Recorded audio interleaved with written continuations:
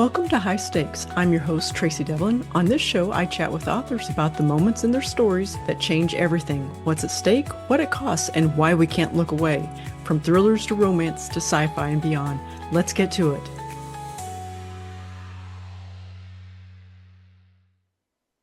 Joining me today, all the way from France, is author Janice Hadlow to talk about her new historical fiction, Rules of the Heart. Welcome to the show, Janice. Thank you for having me, Tracy. So happy to have you and Bella there in the background. She makes a beautiful background. So happy Bella to. the cat, she's my writing companion. She sits next to me a lot of the time when I'm writing, so it seems quite right. She should be here just joining Yeah. us now. Oh, that's great. That's great. It's always nice to have a little lap warmer whenever you're when you're on the keyboard for hours and hours. A little companion. That's wonderful. Well, why don't you get us started by sharing a bit about yourself and your writing journey, just whatever you'd like to share. Well, I came to writing quite late. This current book is my third book, and I didn't start writing until I think my first book was published in 2014. That was a factual book. All my books are in the same territory, which is my own deep passion, which is 18th century history. My first book was a story of the family of George III, and I began that partly because I was trained as a historian. I worked in television for most of my life, but when I was at college, I studied history. I made programs about history for television, and I never lost that passion. So when I began to write, that's what I wrote about. As I say, that was a factual book. I never imagined that I'd write a novel. That came a few years later.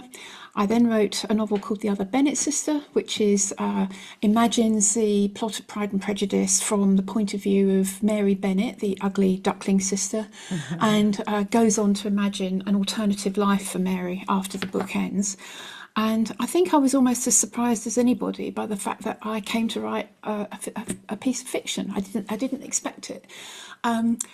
I'd always worked, when I worked in television, I'd worked with storytellers. I'd learned a lot, I think, about how to form stories, how stories work, what people find interesting, how they want to consume stories. And I'd also worked quite closely with lots of writers. So I'd seen at first hand a bit of what the craft of writing looks like. And I think possibly that I learned a great deal from them without even knowing it. So I think when I came to write, I probably had a little bit more experience in that world than I thought I did.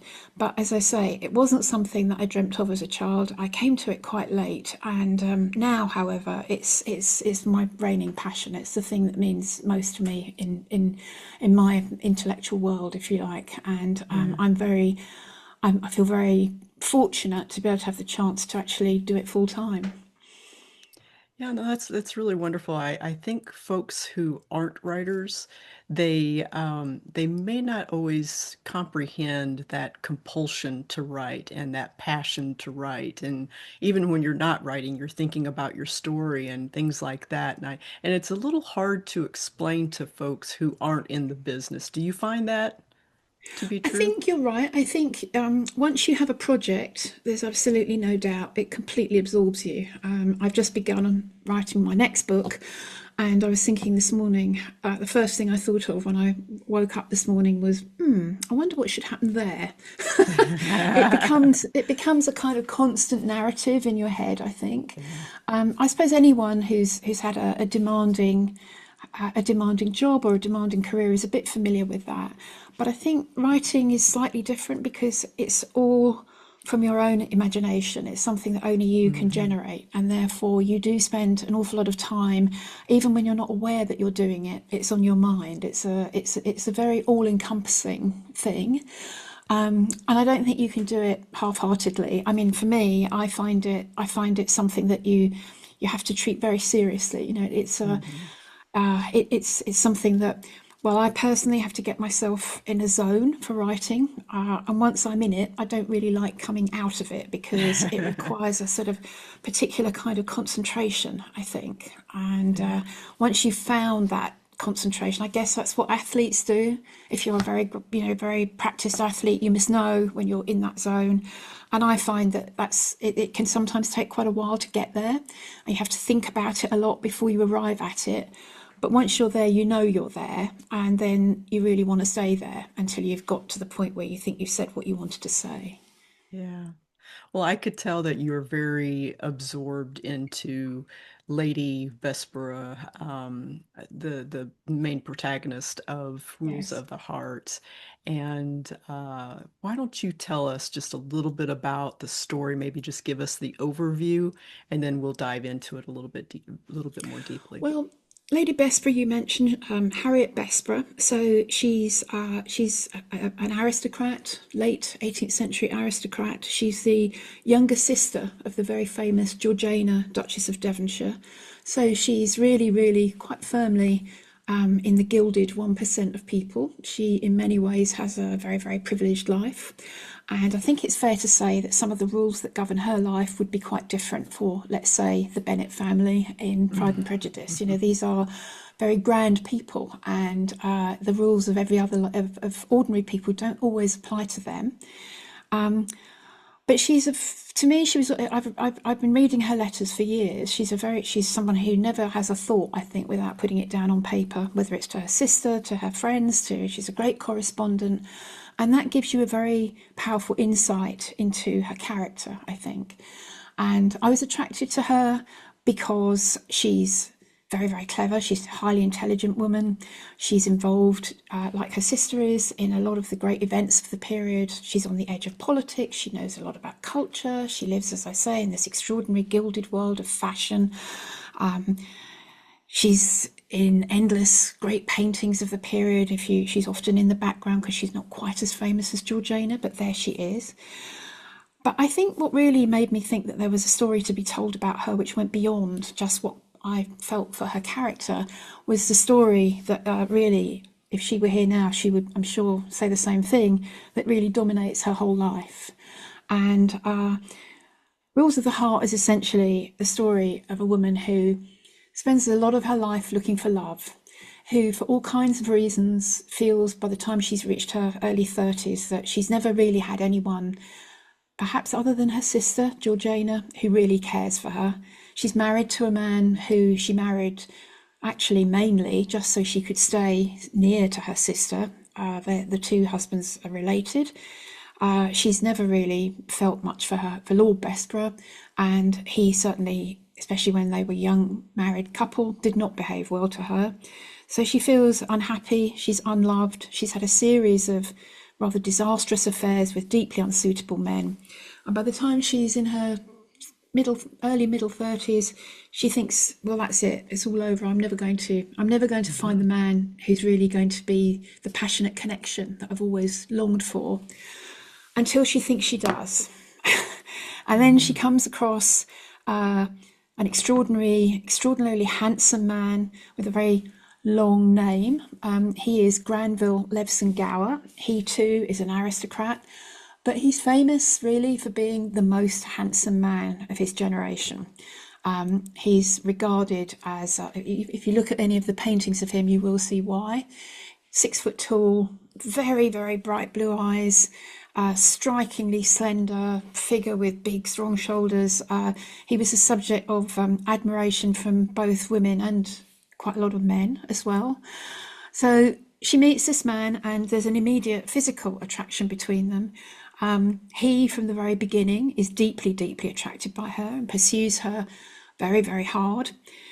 She, at this point, has decided she's beyond all this sort of thing.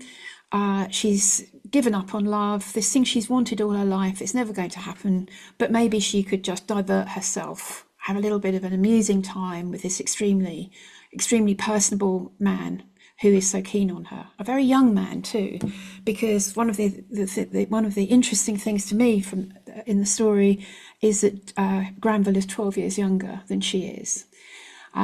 This isn't entirely an unusual thing for women in her society, because young men in their early 20s quite often had affairs with older, experienced women.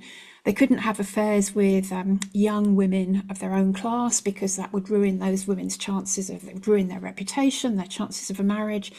So having an affair with a mature, experienced, attractive older woman is very, very, very, very attractive to young men and gives them, as it were, it's quite a trophy thing to have especially if you manage to have an affair with a woman who's quite powerful in her own right. And Harriet is all these things. She knows that this is a possibility, but she thinks she can handle it. She's beyond all that now. She's far too experienced to fall for any of the unhappinesses she's had in the past. She feels she can have a light flirtation with this very nice young man and avoid all serious entanglement. And Rules of the Heart is basically the story of how that all goes wrong, how very wrong she is. Yeah. Despite what her head tells her, she knows what the rules are in these circumstances. Treat these encounters like a pleasurable diversion. Be very discreet. Don't embarrass your husband. Don't bring any shame on your family. Just manage it as a sort of a pleasurable aside, and know when it's over and wave goodbye politely. And this goes completely. This is what she thinks she's capable of, and it turns out that that's not true at all. Very quickly, she falls thoroughly, deeply, and passionately in love with Granville. And for the rest of her life, she never really changes in that. She loves him pretty much until she dies. This for her is the great affair she's always hoped for.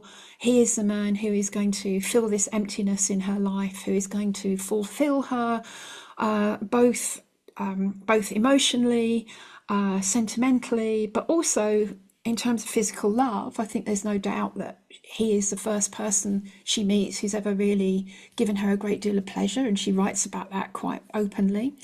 And she becomes completely besotted with him, and all the sensible ideas that her head has told her are completely overwhelmed by what her heart tells her to do. And Rules of the Heart, in many ways, is the story of how this affair plays out. Because right from the beginning, she knows, as he does, but it has far more consequence for Harriet, that they can never really be truly together.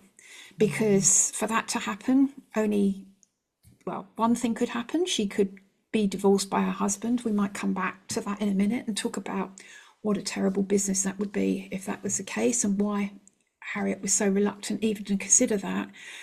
But even if Lord Bessborough died, it would have been very, very difficult for her to marry Granville, because whilst it was considered to be a very desirable thing for a young man to have an interesting older mistress, it was considered utterly ridiculous and really quite disgraceful to have a much older wife.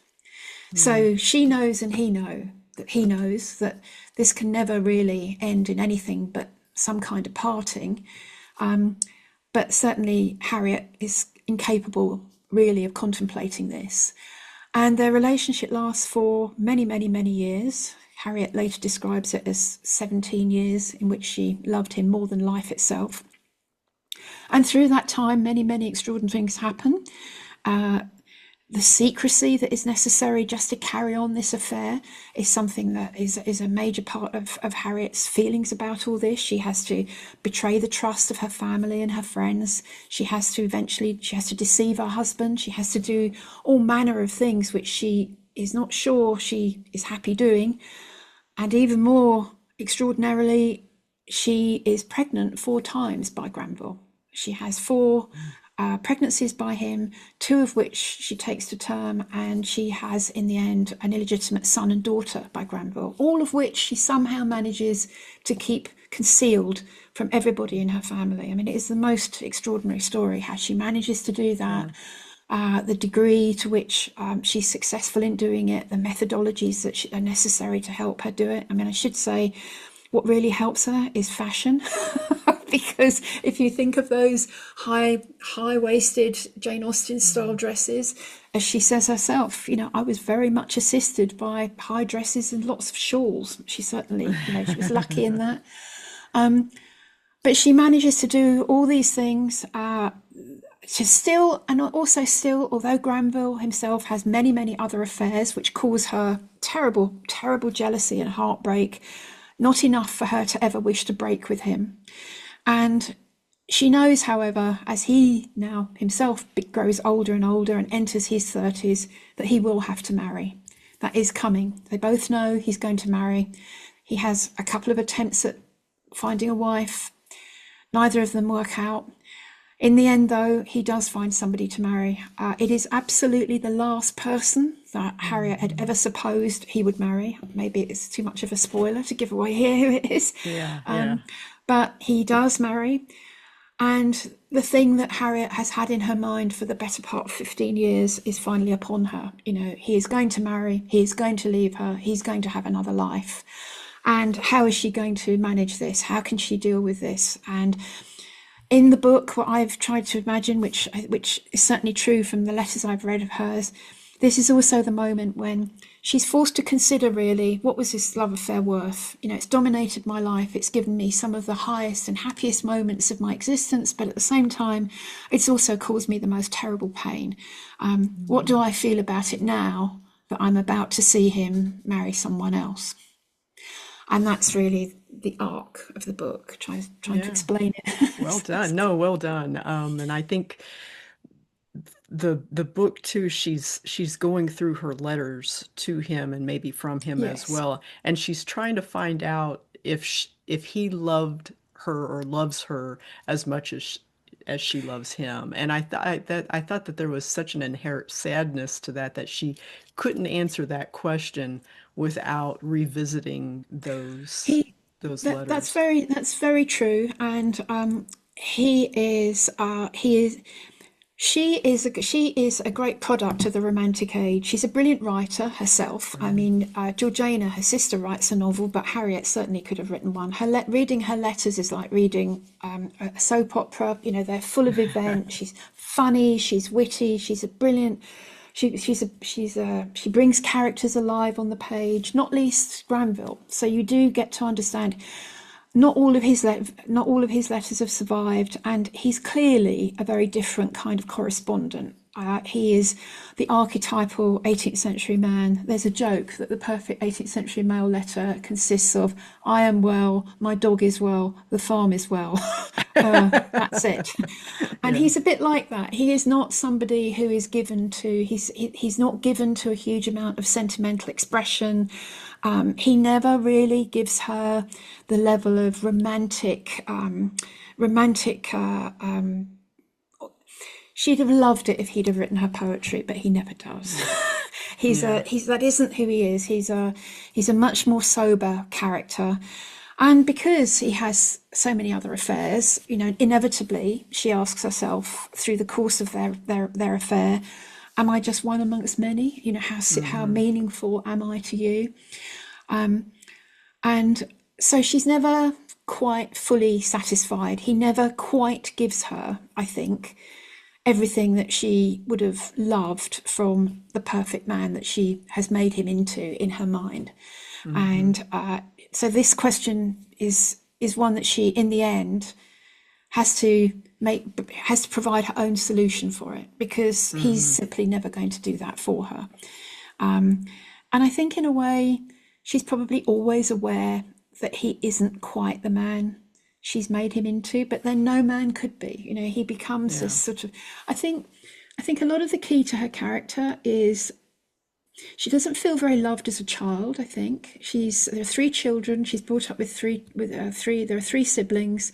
The eldest daughter is the amazing, charismatic Stella Georgiana, who no one can hold a candle to. Very much her Hmm. mother's favourite. The other child, other than Harriet, is the son, George, who's the heir, is going to inherit everything. And I think she always feels as though she isn't ever really as significant for her parents as either of the other two children. Hmm. As I say, she marries a man who certainly I don't think loves her very much at the beginning, but he goes on quite an interesting journey himself, I think. And in the Hmm. end, can't quite bear to be parted from her, I think. Puts up one of the big questions I often asked myself when I was writing the book is how much did her husband really know about Hmm. what's going on? I think I can't prove it, but I think he knew more than perhaps he says. I think there are things that he's decided he's aware of but doesn't want to know, because in later age, when they've both aged a bit together and they're both in late middle age, he's actually become quite dependent on her. He likes having Harriet around. He doesn't Hmm. necessarily want to lose her. But certainly in their younger times, there's not much love lost there. She has, as I say, three affairs before she actually meets Granville, and all of them end badly. She has a terrible affair with the playwright Sheridan, who treats her very badly, and is remains in her life for a very long time, treating her in a way which, modern language would certainly think of as abusive. He's Hmm. effectively a stalker of hers. He constantly turns up in her house at strange times of the day and night, makes leading comments across the dinner table because he knows about Granville. So she's had a pretty bad experience with men. She hasn't had a great. I think she hasn't felt loved most of her life. So there is this hole in her emotional existence that she's very much looking to be filled by something.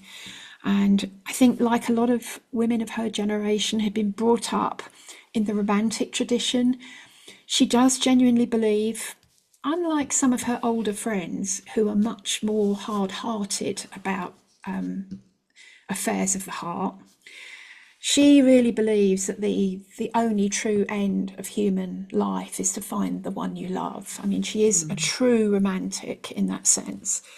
One of her close friends, Lady Melbourne, who's now what we would call a frenemy, I think, sort of, Yeah.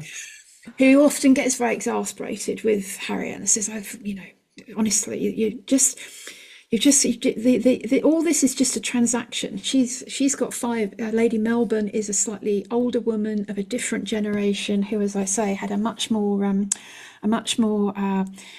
down to earth view of what these sort of relationships meant. She's got a number of children by a number of different husbands, and for her, it's all about power. She likes power, she likes money, she likes getting that from men. That's what pushes her forward. Hmm. Very, very different to Harriet, who in the end is entirely driven by this sense that there is an Hmm. ideal love out there, and if only she can find it, that's what's going to make her happy. And I think Granville did give that to her when he was pursuing her. The Yeah. things that he would say to her uh, really were things that she had longed to hear from her husband, let's say, and never did really, even whenever he kind of came to his senses later on after nearly losing her. But so Granville, he was a romantic in the beginning when he was pursuing her, but then I think that like you were saying, that arc changed over time. But I think I think the thing about Granville, though, again, the question that is interesting to me is that he clearly something brought him back time and time and time again to hmm. Harriet. He has these affairs with other women, but they never last. They're never really very significant.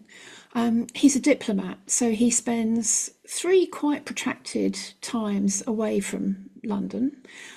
First in Paris, and then he goes to Russia twice. He has quite a senior diplomatic job during the Napoleonic Wars in Russia. He's apart for quite a long time from her. There were very, very many occasions when it would have been the easiest thing in the world, especially given the kind of expectations that a man like Granville had about himself at that time.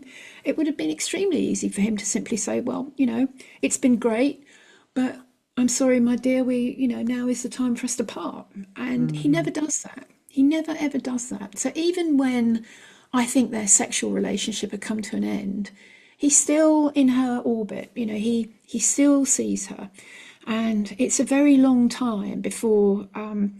It's only really after he's has his own family, and he has a completely different life with his wife and his other family, that there's any real distance between them, and Hmm. something keeps him coming back. And I think in some ways that's what Harriet comes to think of as the best demonstration of what he feels for her, is that he hasn't left her.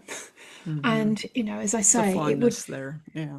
there's a fondness, there's affection. Hmm. But I think she was very good company. I think, Hmm. she's very lively. She knows everybody. She's always got good gossip. You know, she's somebody who can always tell a story. I think she told a story very well. She's extremely kind, I think. And Hmm. some of the more liaison dangereuse type characters, these other, you know, Madame de Merteuil type figures like Lady Melbourne, who are tough cookies. You know, these are not women who are, you wouldn't go to them for a warm bosom to cry on. But I think Harriet has a sort of melting quality that men like. Men are very, very attracted to her. I mean, she's Yeah. always being pursued by men, right up to there's a moment when she says in her letters, I've forgotten exactly how old she is, but she's looking around and she says, "Here I am. I'm in my 50s." She's sort of in her early 50s, and she said, "And I've got four men at the moment still pursuing me. You know what is it with these guys? They Yeah. never give up."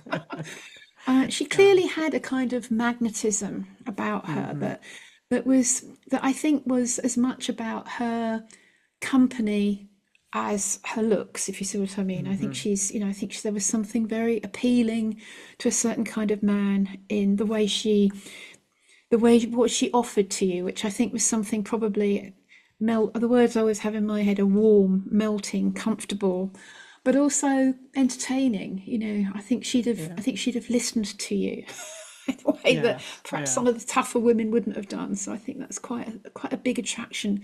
I think that's one of the things that keeps Granville coming back to her. And also I think until he meets the woman he marries, I think the other women that he's involved with one exception, are simply just not as interesting as she Yeah. is. I think she's, you know, she's somebody who, as I say, well read, well informed, not at all a shrinking violet. And I think there's Hmm. something about Granville who is quite a man who likes an element of submission in a woman. You know, I think he quite likes the idea that now you love me, I expect you to show it by being quite obedient to my wishes, which is a struggle for Harriet Yeah. actually, because she is naturally quite, that's not totally her nature.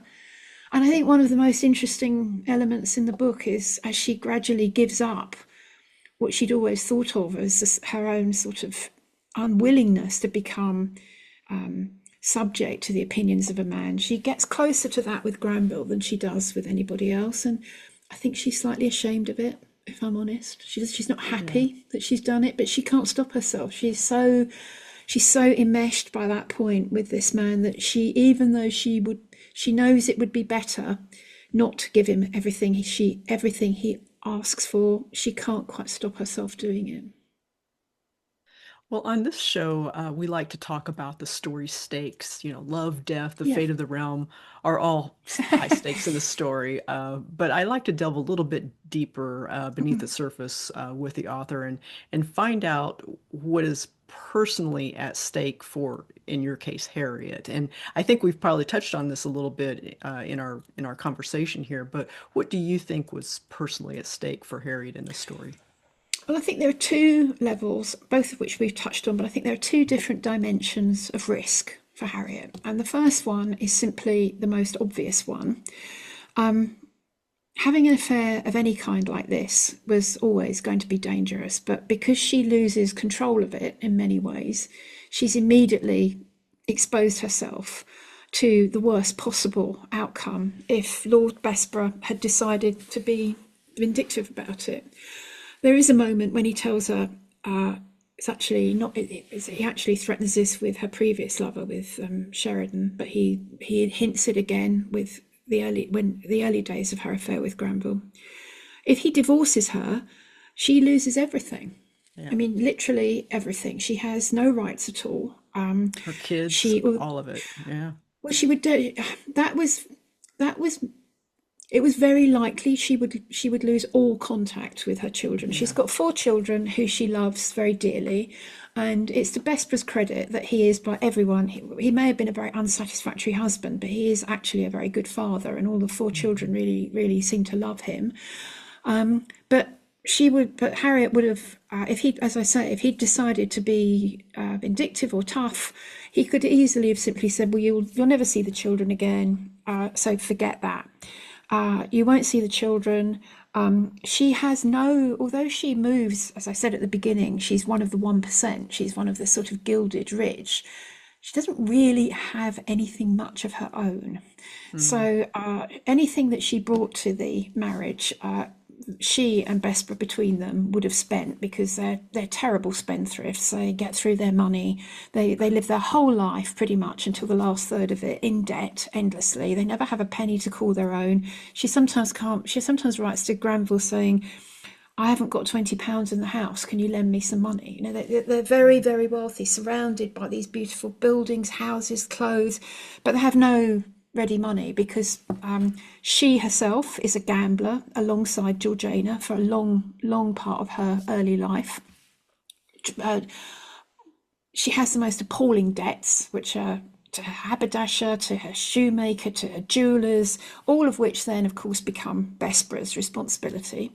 But he himself is an absolute gambling addict, and for pretty much all of his life, spends the whole time losing money in various forms of gambling. So all the money that she brought she would have brought to their marriage as part of her settlement has gone. Apart from that, she has nothing. So all she could have expected would have been to find. She would have hoped, I guess, that her brother George would have taken her in. She would have been the classic embarrassment, the rather embarrassing sister, stroke aunt, stroke sitting in the corner of the house, very much not on show when respectable people come to call. She would have had nothing at all, and Mm. it would have been appalling for the rest of her family. She's always terrified that her mother, who lives a long time actually, she's always but and who has been aware of her other affairs, she's always terrified that her mother will find out about Granville and all the children, and that this will be absolutely appalling disaster. And then there's Georgiana, who knows a bit but not everything. And she's terrified that Georgiana will find out, because Georgiana's own emotional life has been so appalling and has scarred her so deeply. The illegitimate daughter that she has by Lord Grey, that she has to give up, and she's never really allowed to see again. This has scarred her sister, who is the person Harriet loves most in the world. This has scarred her so terribly that she constantly hints at Harriet that she hopes that Harriet isn't going to follow in her terrible footsteps. And Harriet is obsessed right up until the time when Georgiana dies, that she doesn't want Georgiana to know the truth of everything that's happened between her and Granville. I think it's clear Georgiana knows quite a lot, but I Mhm. think like Lord Bessborough, she chooses not to know everything. And I think that's a satisfaction to certainly to Harriet, who likes to believe that Georgiana doesn't know everything. So I think there's an ambiguity about them, that who knows what exactly there. But all of this would have come crumbling down around Harriet's ears. Not to speak of the scandal. I mean, Georgiana and Harriet have been in the newspapers really ever since both of them appeared on the London scene immediately after Georgiana got married. So, you know, they are absolute A1 list celebrities who any breath of scandal, a scandalous divorce of this kind would have gone everywhere. I mean, it would have been impossible to cover up, it would have been impossible to hide.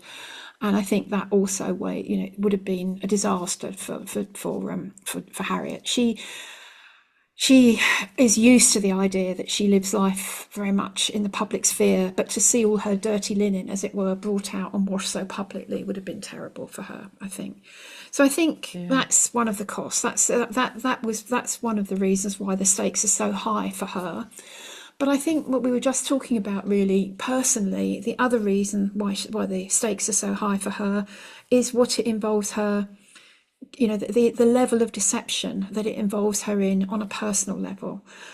So she's constantly required to tell lies to her husband, to deceive her friends, her family. I mean, the whole very successful deception whereby she manages to bring her children into the world is, on the one hand, a source of great relief to her, but she agonises constantly about the people she's had to lie to in order to make this happen. And I think she's very aware.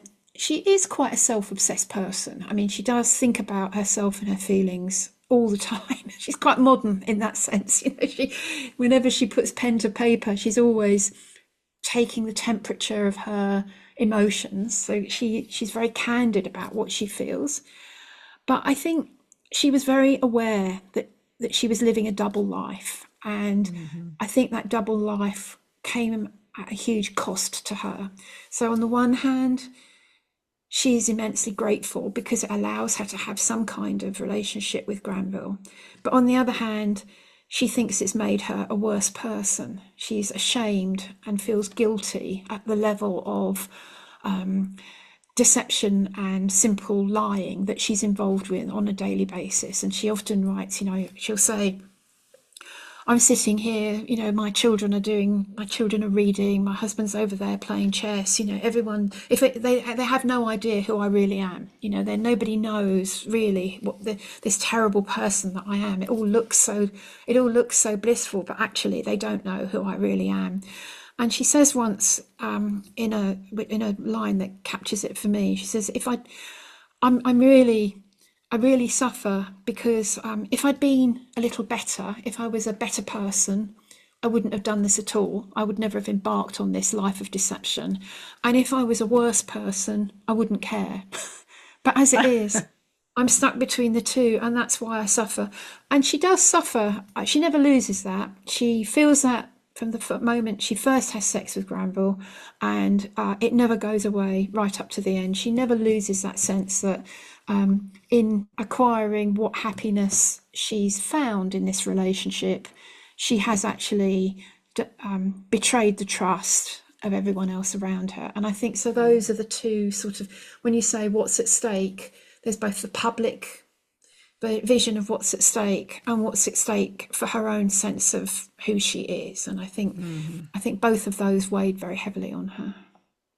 Yeah, and it sounds like that she also she was lonely before the affair, and it sounds like she was lonely after the affair. Maybe not at the beginning of the affair, but as the years went on, especially not being able to share the details with a close friend or her beloved sister. I think she had like a lady's maid, maybe. Was it Sally, Sally? Sally, yes, yeah. Sally, that seemed to know pretty much everything, and maybe that was a comfort to her. But yeah, that would be a I think you're tough absolutely, but you're existence. completely right about that. I mean, I think without Sally, she probably would have imploded altogether. I think Hmm. Sally is the key to a huge amount of understanding Harriet's experience and her emotions.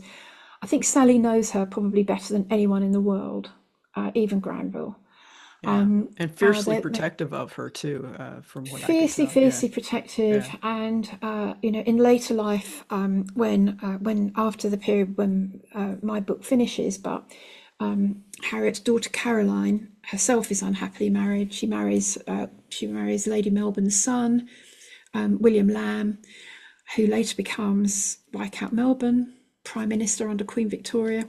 Hmm. But Caroline, who is a very, very volatile child who grows up to be a very mercurial young woman, has a very, very passionate and extravagant affair with Lord Byron. And this happens, this is, of course, of tremendous anxiety to Harriet to think that her daughter's following in her footsteps and that she is so sort of publicly she's so publicly being shamed by the extent of her passion, and this is all really terrible for Harriet, and the person who supports her through that most powerfully is Sally, who is always there for her, who actually takes it upon herself to write quite stroppy letters to Caroline telling her to behave herself or she's going to kill her mother.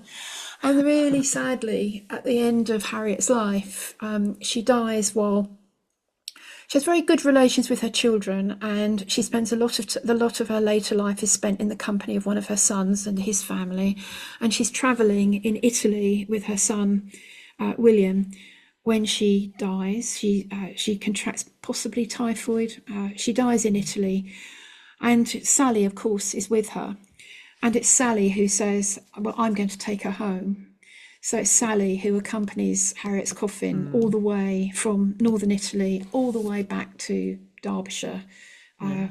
in Britain, where eventually, she's buried. And she's a constant. She's a constant in Harriet's life, both when she's living and even when she's gone. Well, we'll move away as we kind of wrap up the interview here a Yeah. little bit. We'll move away from the book and ask a little bit of a fun question for our readers and listeners. What is one thing that your readers might be surprised to learn about you? Well, I don't know if it'd be my readers, but certainly this is such a small thing. I'm actually quite a boring person, I have to say. I'm not somebody who has many amazing stories to tell. But the only thing that occurred to me in this respect was something that surprised me myself a few weeks ago. When I'm writing, I like to write to music. I like writing to the sound of music, but it's quite difficult. Anyone who's, I suspect this is true for any writer, but you want some music which is a lovely background but not sufficiently intrusive to get in the way of your thinking. So that's quite difficult. And I'd run out of very good ideas, and I was complaining to my eldest son.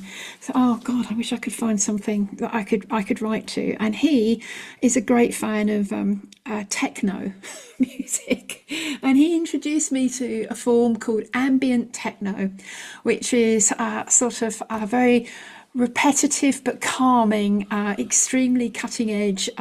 He's a great music fan, and he's very cool.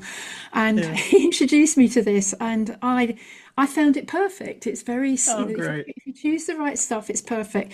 So that when I discovered recently, Spotify told us all, if you use Spotify, it told us what your age was according to what you'd been listening to, and mine came out at 28.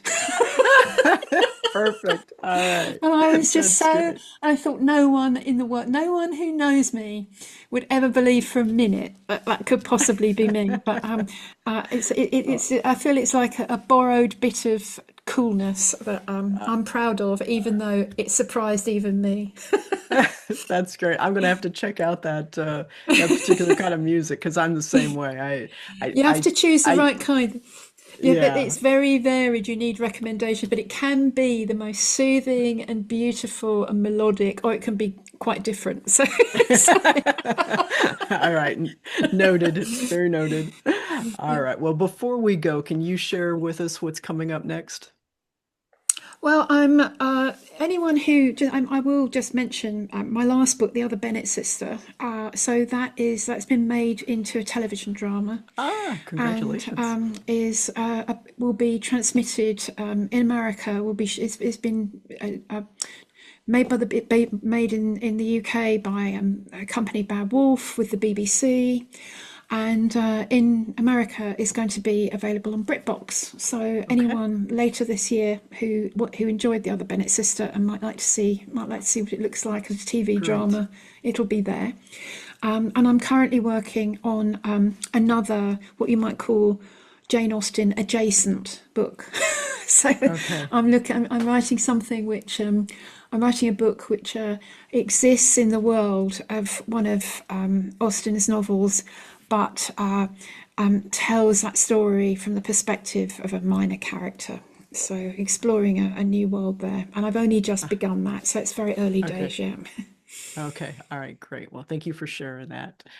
Folks, be sure to order your copy of Rules of the Heart today.